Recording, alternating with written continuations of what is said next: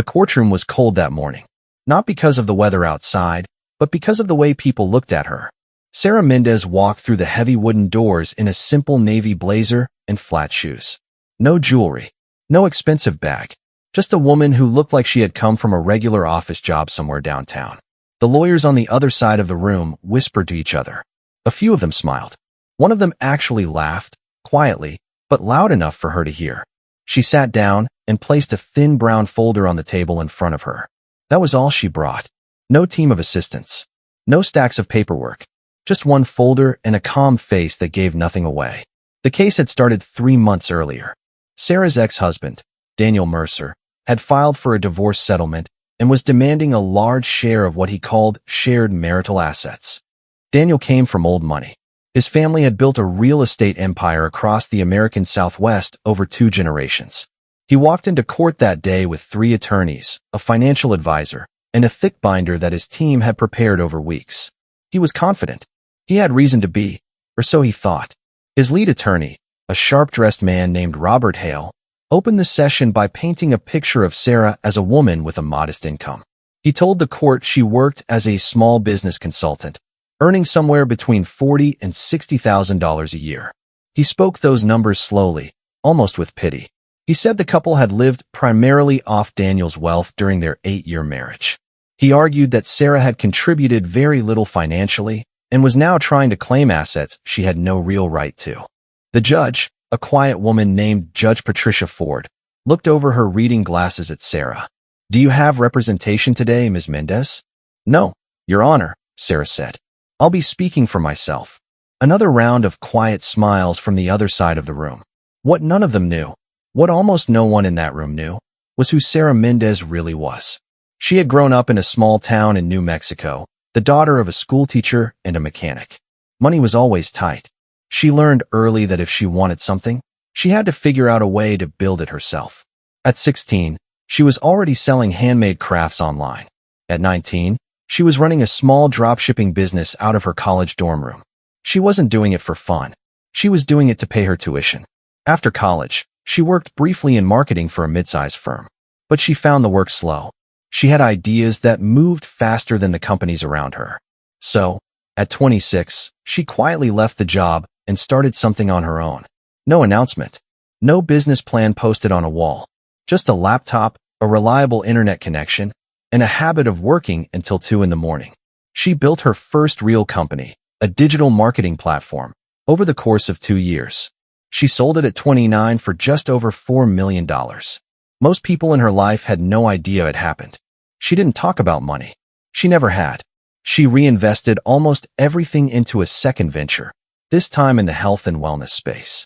She hired a small team. She worked quietly. She kept her lifestyle simple, the same apartment, the same car, the same routines. She met Daniel at a charity event when she was 31. He was charming and tall and laughed easily. He knew she ran some kind of business, but never asked too many questions. She didn't offer too many answers. They fell in love fast and married within a year. She kept her professional life almost entirely separate. She had seen too many partnerships, business and personal, fall apart because money became the center of everything. She wanted her marriage to be about something else. For the first few years, it was. They traveled. They built a home together. They laughed a lot. But somewhere around year 5, things began to shift.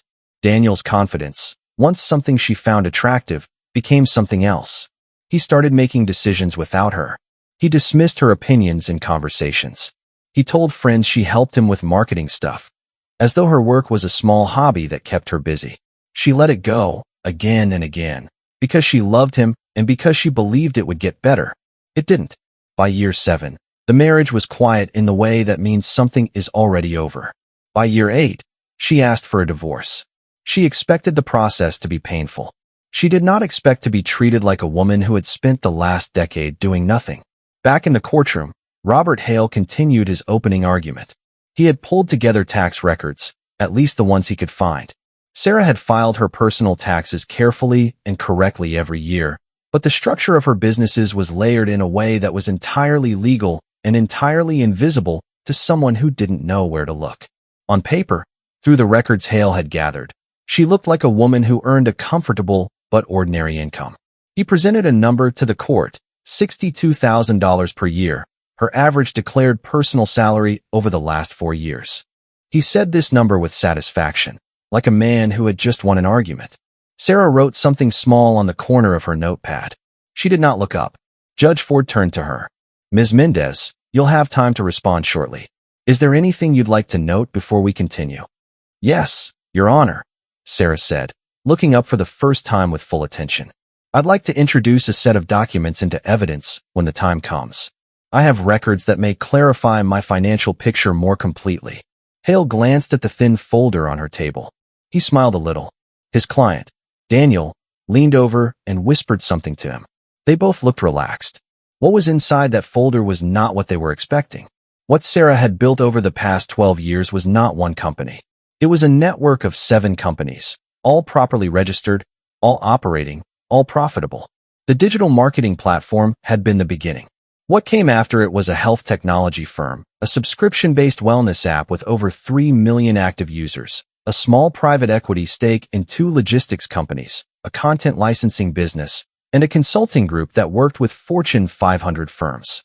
The total combined valuation of these businesses, most recent estimates, sat just below $1.2 billion. She had never told Daniel, not because she was hiding it to be cruel, but because she had built all of it before they met, and she had always kept her financial life private. The businesses were in her name, or in the names of holding companies she owned.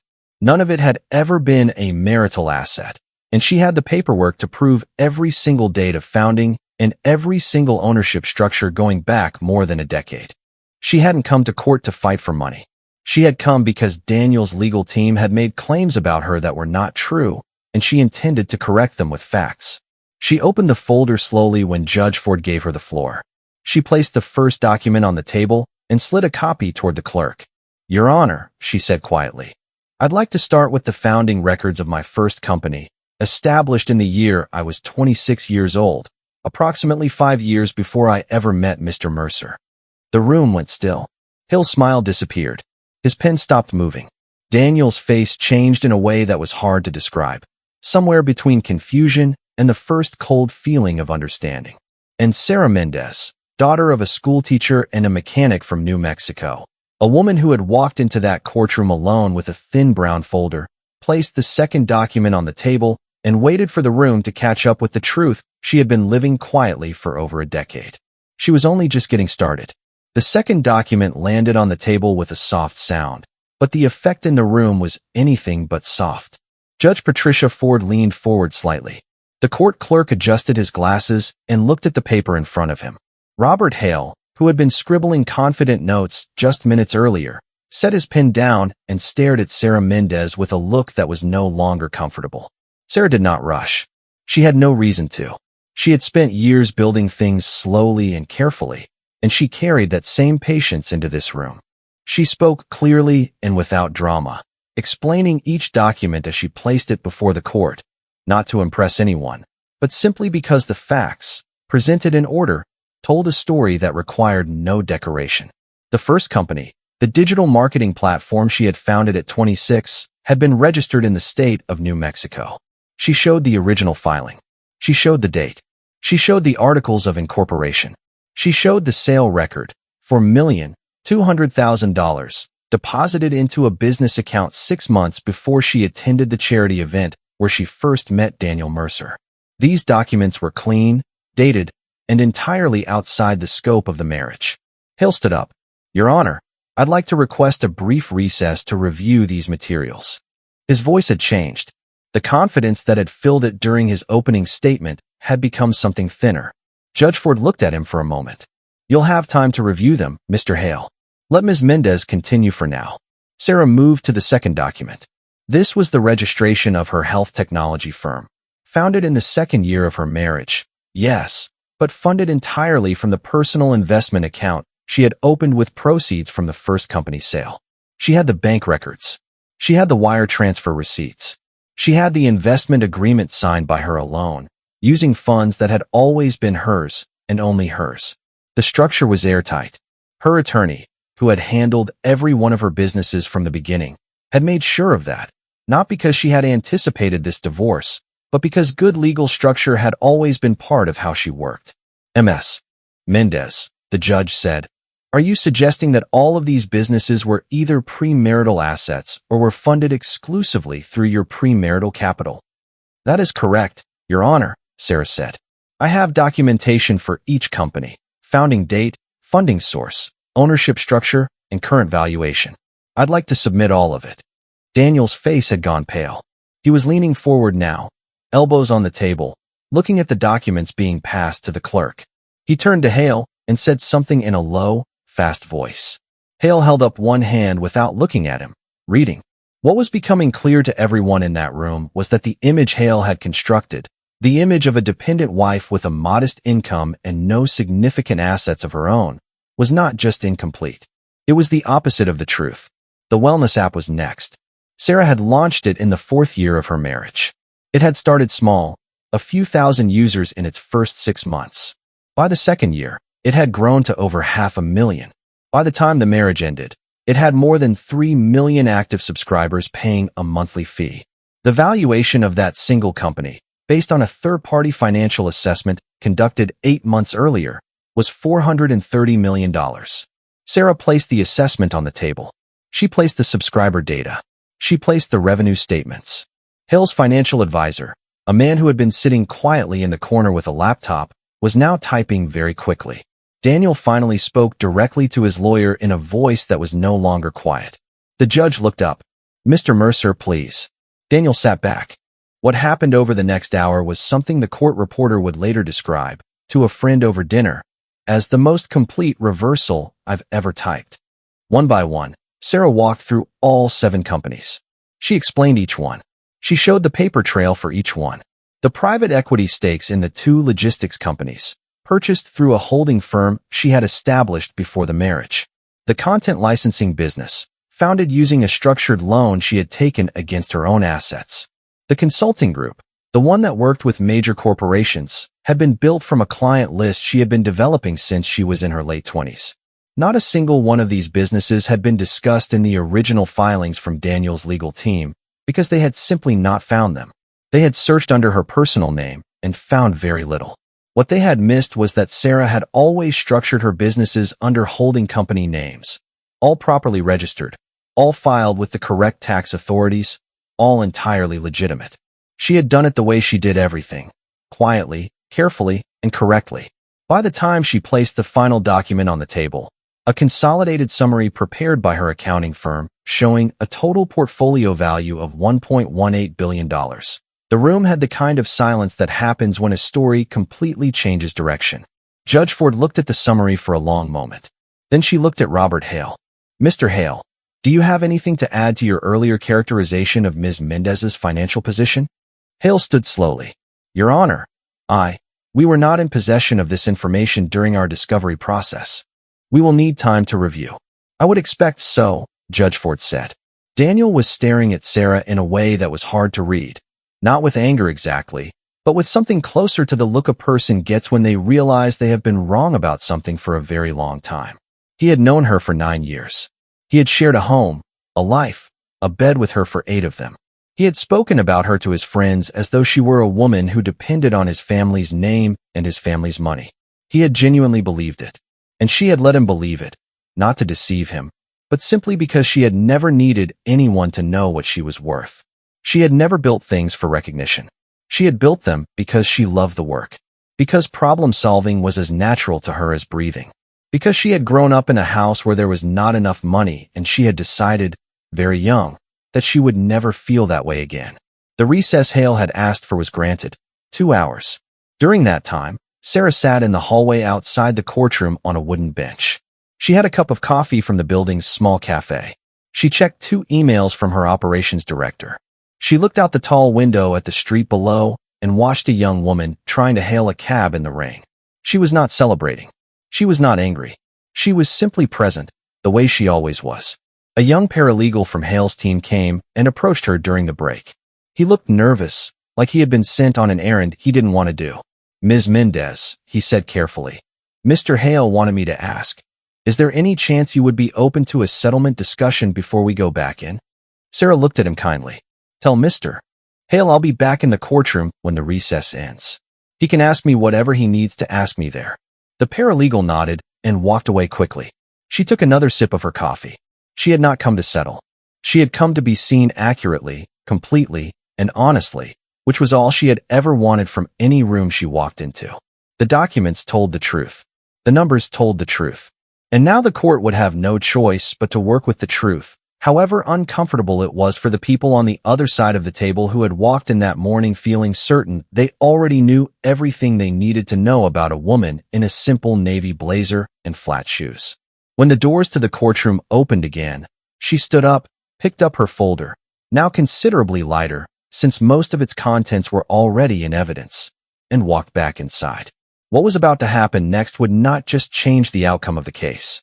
It would permanently change the way everyone in that room understood what it meant to underestimate a quiet woman. When the courtroom doors opened after the recess, the atmosphere had completely changed. The easy posture of Daniel Mercer's legal team was gone.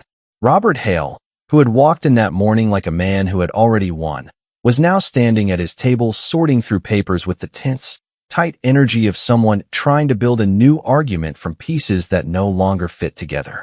His financial advisor had a phone pressed to his ear. Daniel sat very still, staring at the table in front of him. Sarah Mendez walked back in, sat down, and folded her hands. Judge Ford entered, took her seat, and looked at both sides of the room. Mr. Hale, are you prepared to continue? Hale stood. Your Honor, in light of the documents submitted by Ms. Mendez, we would like to request additional time for discovery. We believe there may be financial entanglements within the marriage that we have not yet had the opportunity to fully examine. Sarah did not react. She had expected this. Judge Ford looked at her. Ms. Mendez, your response. Your Honor, Sarah said calmly, I welcome any further examination. I have nothing to hide. All of my business records, tax filings, corporate registrations, and financial statements are available. What I would ask the court to note is that Mr. Hale's team had 45 days of discovery before this hearing. The information they are calling new was available throughout that period through proper legal channels. If they chose not to look deeply enough, that is a choice, not a reason to delay. It was a quiet statement. It was also entirely correct. Judge Ford made a note. She gave Hale's team an additional 30 days to conduct extended financial discovery, but she made clear in her remarks that the documentation Sarah had provided was now part of the court record and would be treated as valid evidence. She also noted, with the particular directness that distinguished her on the bench, that the original framing of Sarah Mendez as a financially dependent spouse appeared to be substantially unsupported by the evidence now before the court. That sentence, substantially unsupported by the evidence, was the one that mattered. Over the next 30 days, Hale's team did dig deeper. They brought in forensic accountants. They pulled business registrations from 5 different states. They examined holding company structures, investment histories, and corporate tax filings going back over a decade. And what they found, every time they looked, was the same thing Sarah had already told them. Clean, legal, carefully maintained records showing a portfolio of businesses that had been built before and independently of the marriage, using capital that was entirely her own. They found one thing they thought might be useful, a shared bank account that Sarah and Daniel had opened in the second year of their marriage for household expenses. Daniel had deposited funds into it regularly. Sarah had also made deposits from her personal salary account. Hale argued that this financial mixing showed a blending of marital finances that supported his client's claims. Sarah's response, delivered in the second and final hearing, was measured and precise. She produced 3 years of statements from that account. She showed what it had been used for: groceries, utilities, home maintenance, joint travel. She showed the total amount she had personally deposited into it over the course of the marriage. She then placed next to it a single sheet of paper showing the total value of her business portfolio. The shared account, in 8 years, held a combined balance that had never exceeded $80,000 at any given time. Her business holdings were valued at over $1 billion. This account, she said to Judge Ford, was for our household. My businesses were never part of our household. They were mine before Daniel and I met, and they remained mine throughout the marriage. I managed them. I built them. I made every decision within them. Mr. Mercer was never involved in any capacity, not as an advisor, not as an investor, not as an employee. There is no record of his participation because there was none. Hale tried once more. He suggested that the emotional and domestic support Daniel had provided during the marriage, managing their home, accompanying her to events, being present in a way that freed her to focus on her businesses, had contributed to the growth of those businesses and deserved financial recognition. Judge Ford let him finish. Then she asked Sarah if she wished to respond. "I'd like to note," Sarah said, "that for 6 of our 8 years of marriage, I had a full household staff, a housekeeper, a property manager, and a personal assistant, all employed and paid from my own accounts. Every service that could be attributed to domestic support was professionally provided. I am grateful for the years Daniel and I shared, but gratitude is not a legal claim." There was a long silence after she said that. Even some of Daniel's supporters in the gallery, friends and family who had come to the hearing, went quiet. Hale sat down. He had no more lines of argument that had not already been taken apart. Daniel looked at the table. He was not a bad man, exactly. He was a man who had built his identity on the belief that he was the capable one, the successful one, the person with the resources and the standing. He had married a quiet woman who didn't make much noise about her work, and he had filled in the blank spaces with a story that made him feel comfortable. He had never stopped to ask if the story was true. Judge Ford delivered her ruling at the end of the second hearing. She found that all of Sarah's businesses were premarital assets or had been funded entirely through premarital capital, and therefore fell outside the definition of marital property under the applicable state law. The shared household account was to be divided equally, a sum that came to roughly $39,000 each. Daniel's requests for a share of Sarah's business holdings were denied in full. She also made a remark, before closing the session, that was not required by law but that she chose to include anyway. She said that the court expected parties entering into proceedings to conduct thorough and good faith discovery before making representations about the opposing party's financial standing. She said that the characterization presented in the opening arguments, that of a woman with minimal financial contribution, had been not only inaccurate but the inverse of the reality. She said it without anger, but with the kind of clarity that stays in a room long after the words are finished. The gavel came down. Sarah placed her folder, empty now, all documents submitted to the record, into her bag. She stood, nodded to Judge Ford, and walked toward the doors. She did not look at Daniel. She did not look at Hale. She did not pause for the small crowd in the gallery who were already talking in low, fast voices. She pushed open the heavy wooden door and stepped into the hallway. Outside the courthouse, the afternoon sun was cutting through the clouds.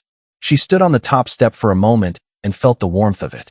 Then she took out her phone and called her operations director. "It's done," she said. "Yes. Good. Send me the quarterly reports when you get a chance. I want to review the numbers before Friday." She walked down the steps and turned left toward the parking garage. She did not take a car service. She had driven herself that morning in the same 10-year-old sedan she had owned since before the marriage. She got in, set her bag on the passenger seat, and sat quietly for a moment before starting the engine. She thought briefly about the man in that courtroom who had laughed when she walked in. She thought about Hale and his opening smile. She thought about Daniel and the story he had told himself for 9 years. None of it made her angry.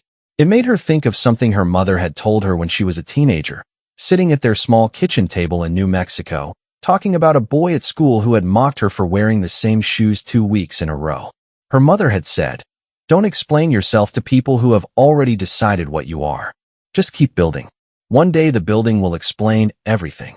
Sarah started the engine. She had 3 board meetings scheduled for the following week. A term sheet to review. A new market her team had been researching for 6 months that she was finally ready to move on. There was work to do. Real work.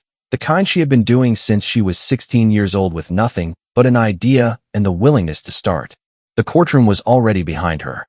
What was in front of her was what had always mattered more.